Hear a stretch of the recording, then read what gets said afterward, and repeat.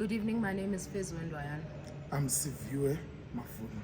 On Tuesday, the 25th of February, together with our comrades, we took a very hard decision to put our hunger strike on a pause. And just to get things clear, this is a pause. We're not intimidated, we're not scared. We were still willing to go on, but after discussion with our comrades, we had to make the difficult decision that it is better to live to fight another day. We have seen institutions like Wits University in the past and in our history oppressing, marginalizing Black people. It isn't anything new. I mean, even during apartheid, we saw them sidelining and rejecting our liberators, and today they name their buildings after them. We haven't forgotten. We know exactly what Wits is, and we aren't unique. We are just another Black body that they can discard of. And we saw this in how they responded to our protest. Our SRC rather has been having conversations and negotiations since December, and nothing has come of it. And then when we start a protest, suddenly they come with agreements. Agreements that do not involve the parties that are actually protesting. Suddenly there are concessions that are being celebrated. What concessions? What is the difference between 120,000 Rand and 150,000 Rand when you think of inflation?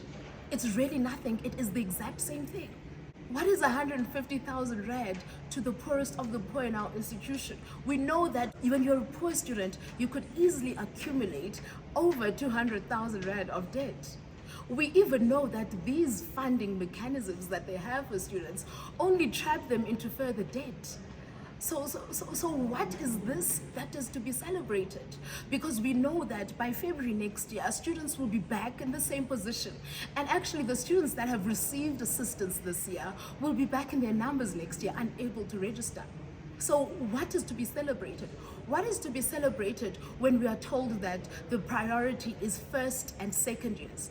In a so-called research-intensive, academically excellent institution, what is there to celebrate when we're told that 2 million rands will be raised only to register honor students?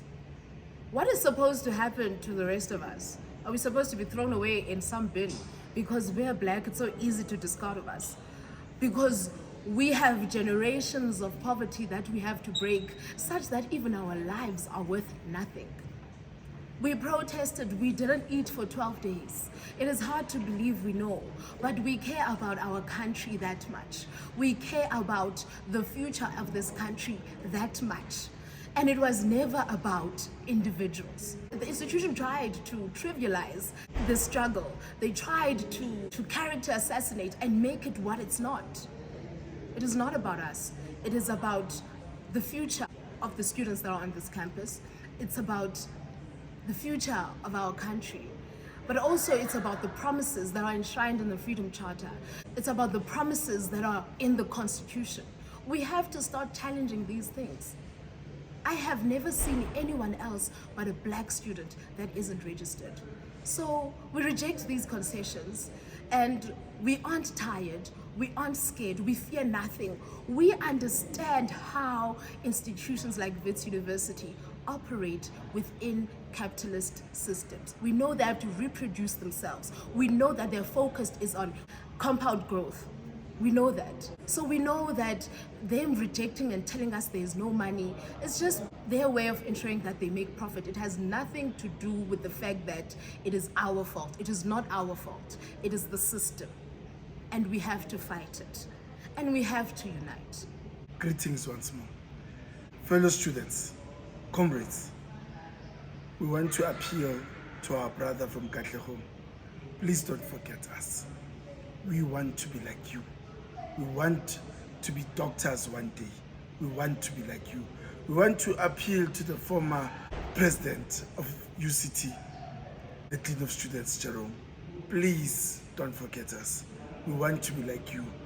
We want to occupy your seat. We want to appeal to students, population of Wits University, and say, don't sleep. Rise now. This is the time. We are going to be consulting each and every one of you, discussing the way forward, what should be done, what ought to be done. There are two objectives. One is to protect the Black body. We know the university is not shy to brutalize you. So whatever decision we take, it must protect the black body. Secondly, we must put pressure, apply pressure until they hear us that every student must register, regardless of their historic debt. It is not your fault, it's not our fault that you are black, you are poor, and you are Africans. It's not your fault that you are born in this country and you want to come to Wits, a Wits that was once a symbol of oppression. We're going to transform it to a symbol of liberation. Well, if we can't have the land and other things, let's at least have education. Don't take that away from us. So students, please brace yourself. We're going to be speaking to you in your organizations. We're going to be speaking to you as individuals. We're going to be reaching out to you at home, in the rural, in the township, asking you what ought to be done. I thank you.